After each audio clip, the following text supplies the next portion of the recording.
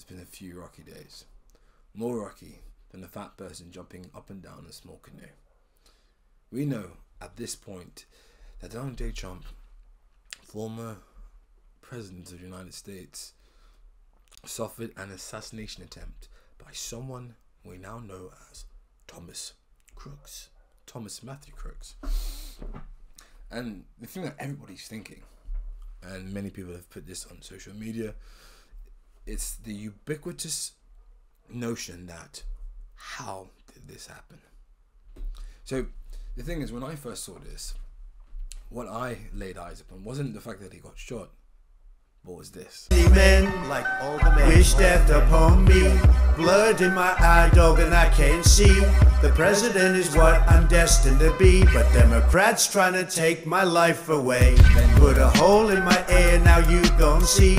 Put a call into all my security. Better watch how you talk when you talk about me, cause I'll come and take. So all jokes aside, it is such a serious issue.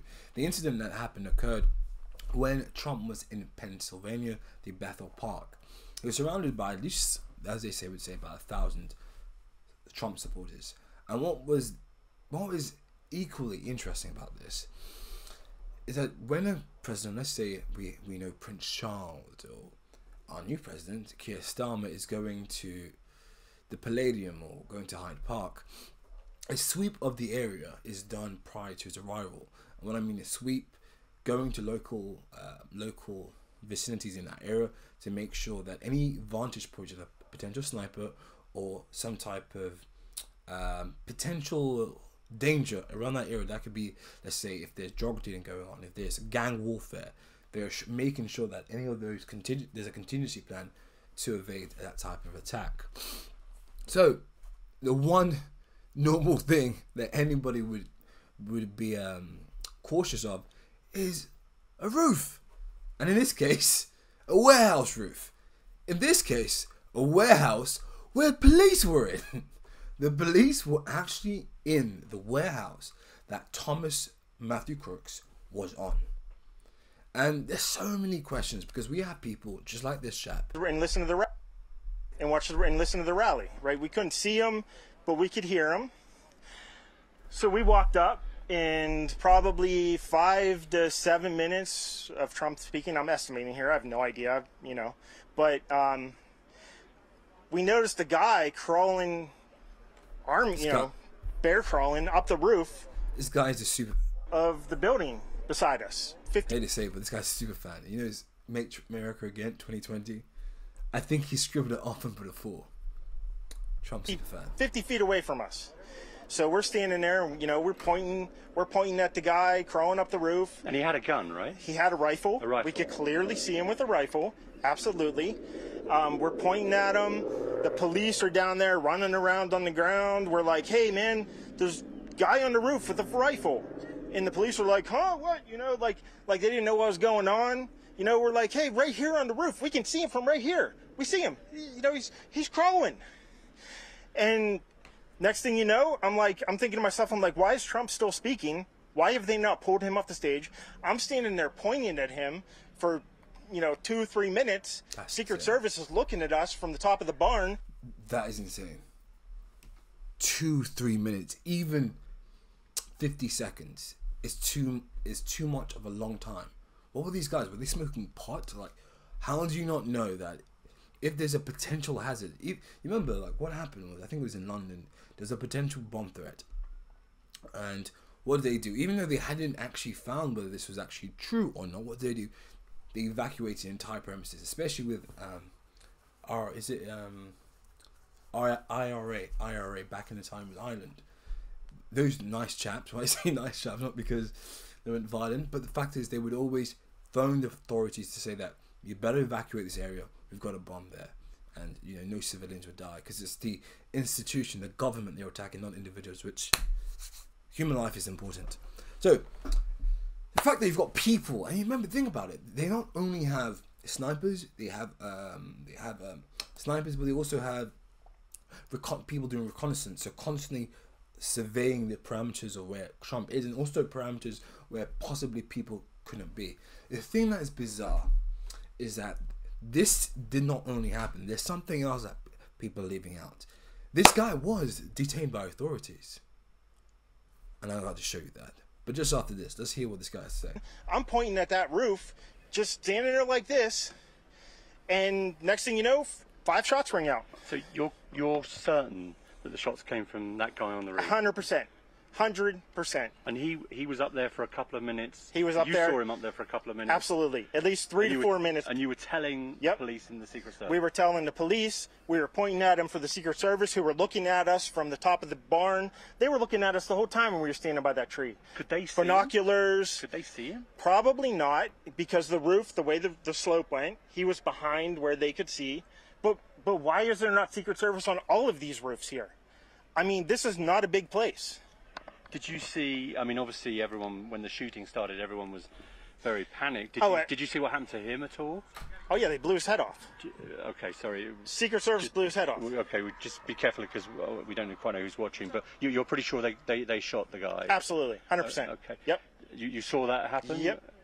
Okay. Yep. And did you see them go up to him afterwards, or? They crawled up on the roof.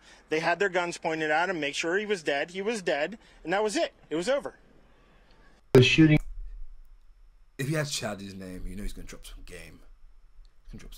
President Donald Trump yesterday, without a doubt in my mind, was a planned and coordinated attack on the president inside our government, our local agency, or police force. Here's why. My name is Matthew Murphy, and I am a retired Green Beret, retired from the Special Forces Group, but I'm also a level 1 sniper, which means that I have graduated the highest level of training for snipers. You know why this seems like an interview? He's just giving us his CV. But hey, you know, he's just giving us reasons why we should listen to what he has to say. You can do in special operations. We're trained, I'm going to avoid confidential or classified terminology. We're trained in assassinations and counter assassinations for the very reason, case in point, yesterday, the shooting of President Donald Trump.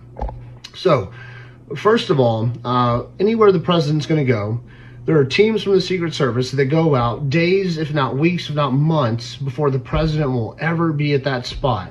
And they do a site security assessment. And they do that with the local police forces and agencies to ensure that every potential security threat or vulnerability is secured and, of course, protected against.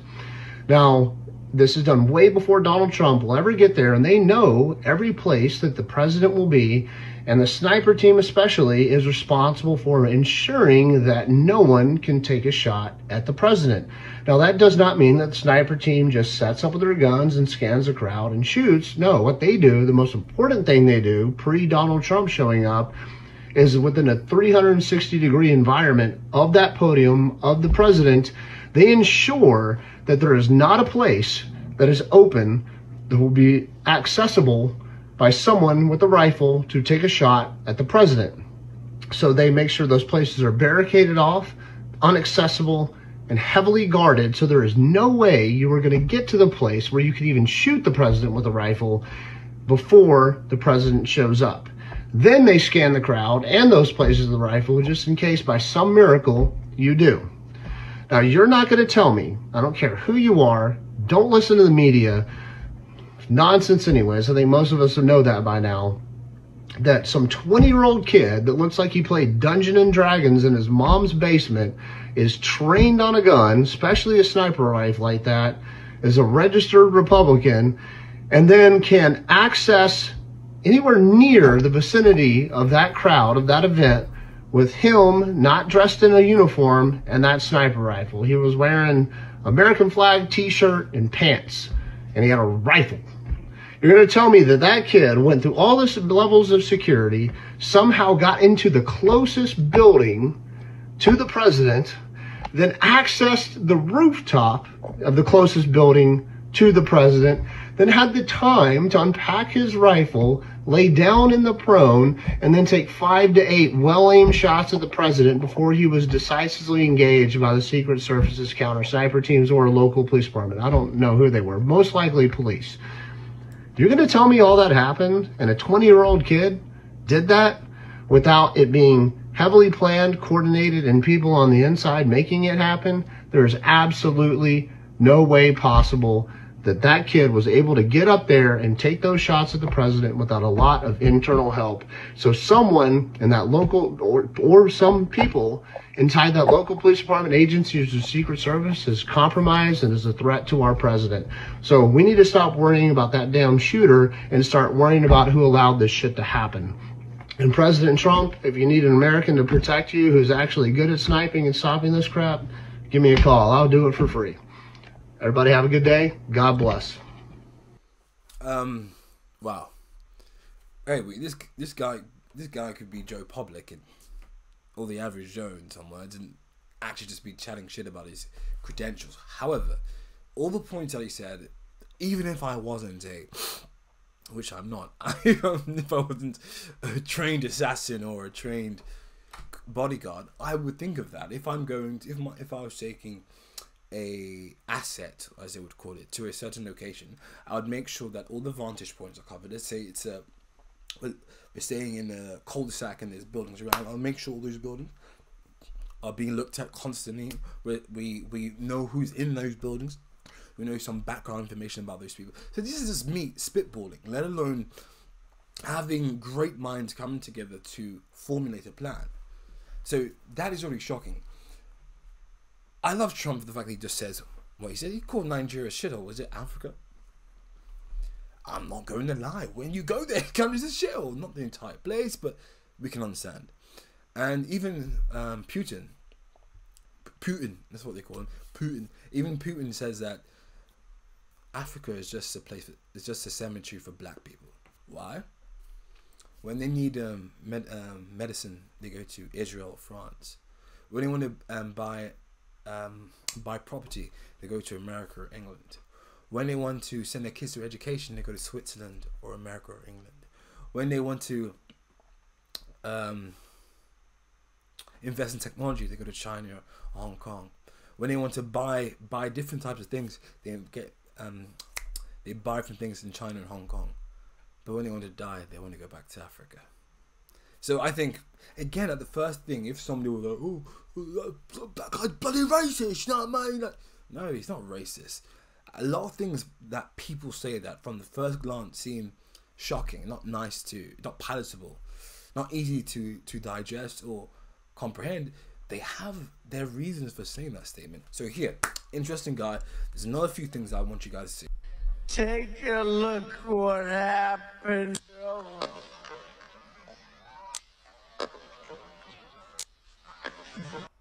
Take a look what that is happened. how close. That is how close he was to die. And that is actually insane. They wanted to blow his brains out.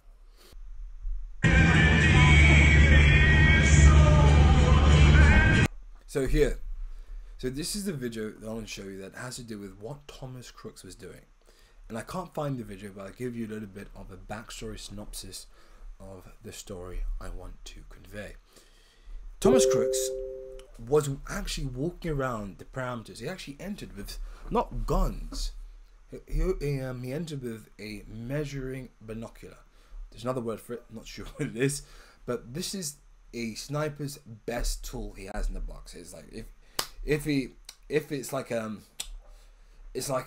sumo wrestler's, like diaper that they wear. Like it's their best tool, and this is why, because they're measuring the distance of their target. So he goes in, and the police, think about so irritating that the police actually put him on the suspected list. So he comes in, they search him. He looks a little bit peculiar, because look at the guy anyway. Looks a little bit peculiar. They search him, and finally he has his binoculars, not just normal binoculars, measuring binoculars. And they're like, okay, since he has no gun, we'll let him go, which is asinine, because only a sniper would have that type of binocular. Let him go, but they put him on a watch list. A little bit weird, because on the watch list, aren't they supposed to be watched? And wouldn't you know he was climbing to the top anyway? That goes by, and this is him casing the joint. You know what we say, if somebody just enters the store and doesn't seem like he wants to buy anything, but is looking at camera systems, looking at entries and exits. This is what he was doing. Our good old friend Thomas Crooks. And I hate to say it, but Crooks, it says it all in the title.